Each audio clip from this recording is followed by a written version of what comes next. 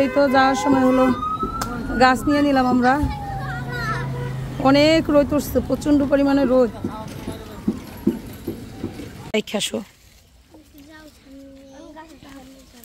তুমি কি গাছ পার বাবা? এখন কাপড় চোপড় সব তলাইব। দুধের নিয়ে যাও।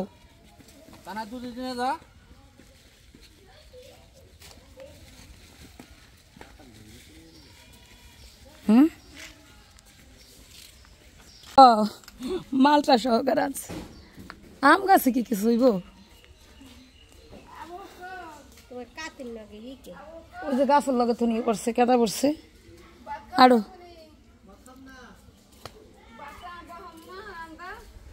একবার রানলে তো ভাত খায় না, হুদা হুদা। আপনি তো রান্ধেন কে?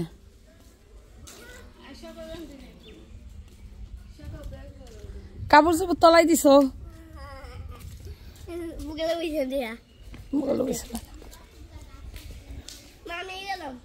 কই যাও? ভালো আছো? কি তোর ফুবু জানবো কেমনি? তোর ফুবুকে বাইতে তুমি ফোন দিতে পারছি নি? কেউ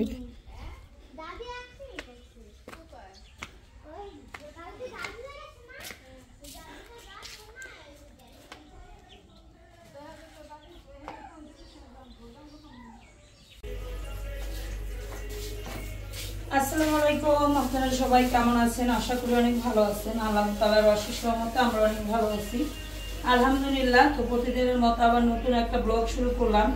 এইমাত্র বাবার বাড়ি থেকে আসলাম।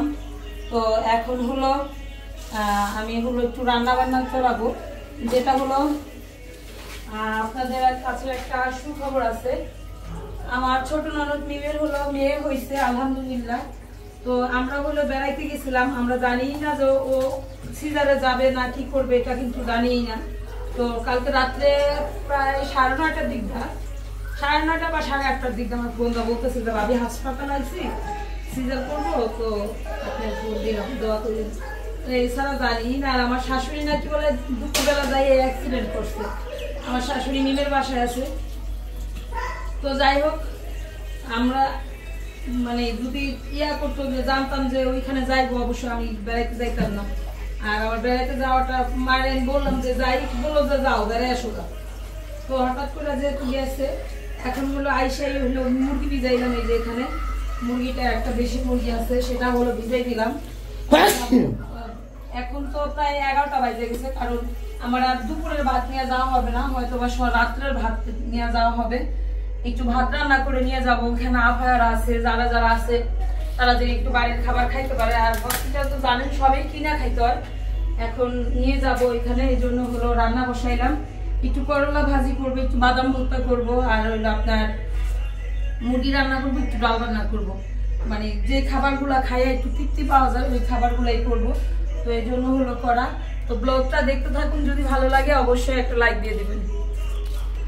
এই যে আমরা হলো গাছ নেওয়ার জন্য হলো আসলাম এখানে। দেখেন কত ধরনের হলো গাছ, সেই গাছ হইলো নিব আমরা। আর আমি ওদিনকা ফুল গাছ দেখে গেছি। এই যে ড্রাগন ফল হয়ে গেছে, গা ফুল ছাড়ছে।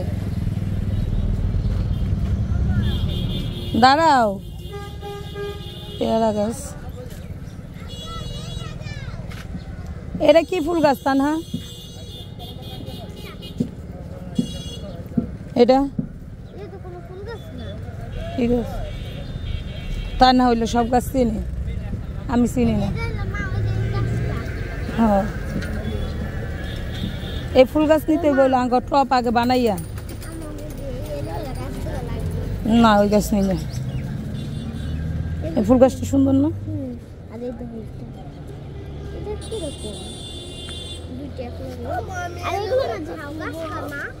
হ্যাঁ, এগুলা তো ছোটগুলা নাই।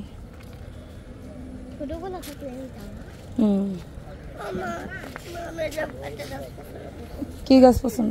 কি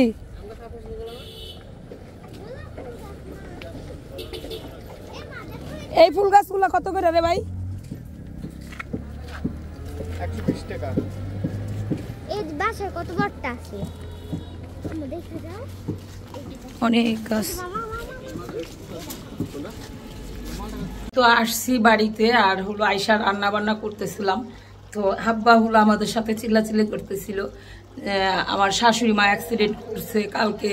তারপরে হলো আমরা হইলো ফোন ধরি নাই কেন, এই জন্য বলতেছে যে ফোন ধরিস নাই কেন।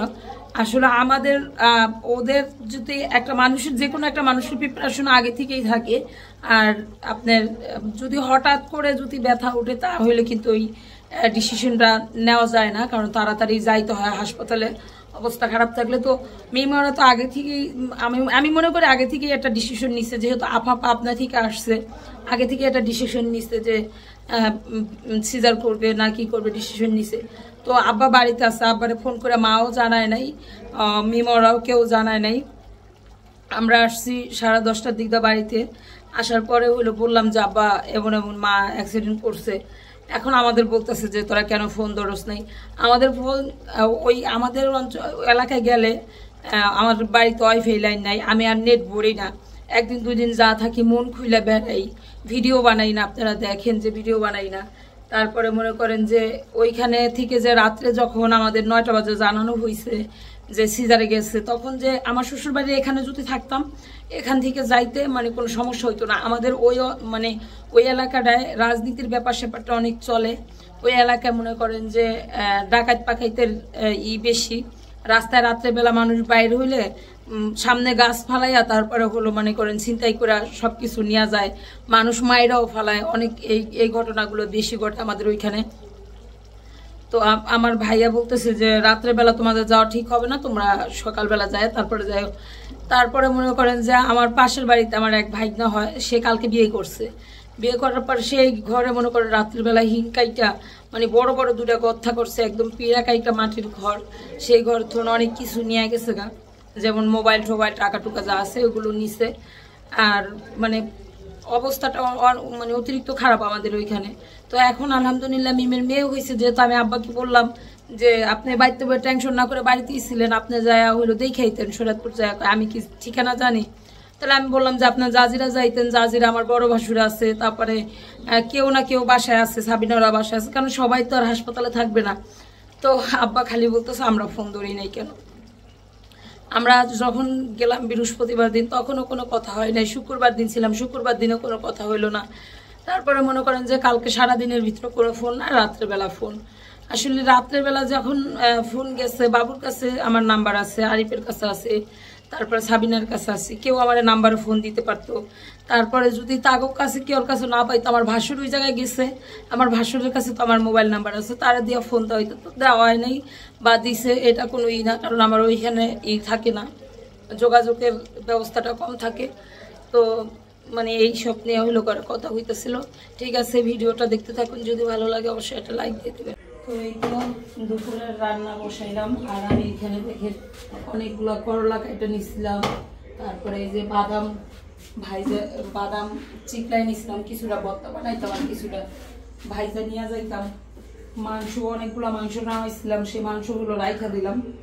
মা হইলো ফোন দিছে, বললো যে মিমের জন্য মানে ওই তো জায়গায় কেউ নাই, বাবুর মা ছিল, সে কাকি হইলো ঢাকায় যাবে, আর আপার বাসা থেকে রান্না করতেছে, রান্না বসাই দিছে। তো অযথা আমি যে খাবারটা নিবো সেই খাবার মানে দেখা দিতেছে খাওয়া হইব না, কয়জনে নিব কয়জনে খাইব।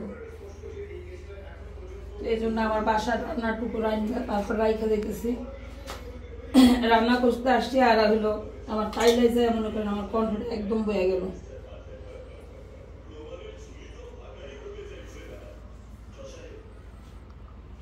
তো লবণটা আমি আগেই দিয়ে নিছিলাম, এখন একটু আদা বাটা দিয়ে দেব। দেখি নষ্ট হয়েছে গা।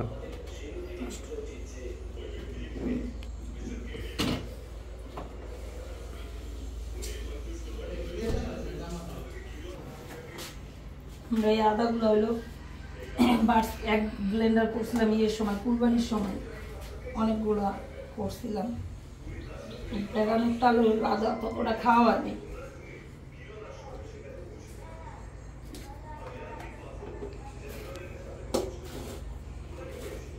এবার হলো আমি এটা মাইকে ধুইকে দিব। আর আমার যে মশলাটা দেই, ওটা হলো একদম করা তো ফাঁকি করা।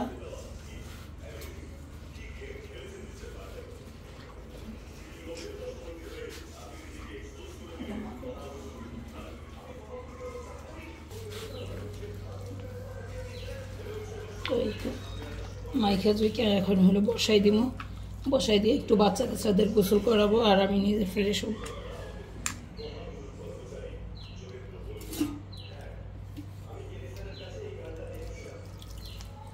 অনেকদিন ধরে মুরগির মাংস আলু খাওয়া হয় না না গো, ভাবলাম একটু রান্না করি। আমি হলো রান্না বসাইছি এই পাশে, আর আব্বা হলো এখানে হলো করতেছে যে আব্বারে এখনো পর্যন্ত জানানো হয় নাই মিমের মেয়ে হয়েছে। এখন আব্বা হইলো আমাদের সাথে হইলো চিল্লাচিল্লি করতেছে। আমরা কইতেছি যে আমরা কেমনে জানাবো, আমরা তো বেড়াইতে গেছি, আমরাই তো রাত 10টা 11টা বাজে শুনছি। আর আমাদের ওইখান থেকে মনে করেন যে রাত্রেবেলা বৃষ্টি যায়, তো রাত্রেবেলা হলো গাড়ি চলে না, কারণ আমাদের ওইখানে হলো এই যে রাজনীতির যে বিষয়টা না, এটা হলো অতিরিক্ত। হ্যাঁ, তো এই জন্য রাত্রেবেলা হলো কেউ বাইর হয় না, আর অনেক চুরি হয় আমাদের ওইখানে। যেমন ধরেন এই যে আজকে মানে কালকে একটা বিয়ে বাড়ি ছিল আমার, তো আসছি বাড়িতে আর হলো আয়সা রান্না বান্না করতেছিলাম, তো আব্বা হলো আমাদের সাথে চিল্লাচিল্লি করতেছিল। আমার শাশুড়ি মা অ্যাক্সিডেন্ট করছে কালকে, তারপরে হলো আমরা হইলো ফোন ধরি নাই কেন, এই জন্য বলতেছে যে ফোন ধরিস নাই কেন। আসলে আমাদের ওদের যদি একটা মানুষের যে কোনো একটা মানুষের প্রিপারেশন আগে থেকেই থাকে, আর আপনার যদি হঠাৎ করে যদি ব্যথা ওঠে তাহলে কিন্তু ওই ডিসিশনটা নেওয়া যায় না, কারণ তাড়াতাড়ি যাইতে হয় হাসপাতালে অবস্থা খারাপ থাকলে। তো মেয়েমারা তো আগে থেকেই আমি মনে করি আগে থেকেই একটা ডিসিশন নিচ্ছে, যেহেতু আপা আপনা থেকে আসছে, আগে থেকে একটা ডিসিশন নিচ্ছে যে সিজার করবে না কি করবে, ডিসিশন নিছে। তো আব্বা বাড়িতে আছে, আব্বারে ফোন করে মাও জানায় নাই, মিমরাও কেউ জানায় নাই। আমরা আসছি 10:30টার দিক দিয়ে বাড়িতে। আসার পরে হইলো বললাম যে আব্বা এমন এমন মা অ্যাক্সিডেন্ট করছে। এখন আমাদের বলতেছে যে তোরা কেন ফোন ধরস নাই। আমাদের ফোন ওই আমাদের এলাকায় গেলে আমার বাড়িতে ওয়াইফাই লাইন নাই, আমি আর নেট ভরি না। একদিন দুদিন যা থাকি মন খুলে বেড়াই, ভিডিও বানাই না, আপনারা দেখেন যে ভিডিও বানাই না। তারপরে মনে করেন যে ওইখানে থেকে যে রাত্রে যখন আমাদের 9টা বাজে জানানো হয়েছে যে সিজারে গেছে, তখন যে আমার শ্বশুর বাড়ি এখানে যদি থাকতাম, এখান থেকে যাইতে মানে কোনো সমস্যা হইতো না। আমাদের ওই এলাকাটায় রাজনীতির ব্যাপার স্যাপারটা অনেক চলে। ওই এলাকায় মনে করেন যে ডাকাত পাকাইতের বেশি।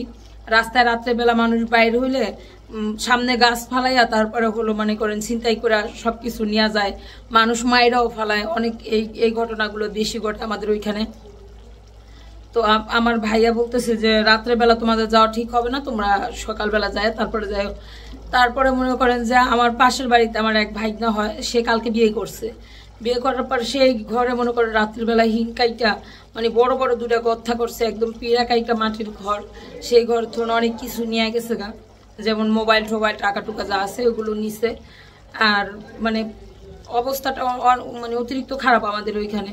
তো এখন আলহামদুলিল্লাহ মিমের মেয়ে হয়েছে, যেহেতু আমি আব্বাকে বললাম যে আপনি বাড়িতে টেনশন না করে বাড়িতেই ছিলেন, আপনি যায় হইলো দেখাইতেন শরীয়তপুর যায়, আমি কি ঠিকানা জানি।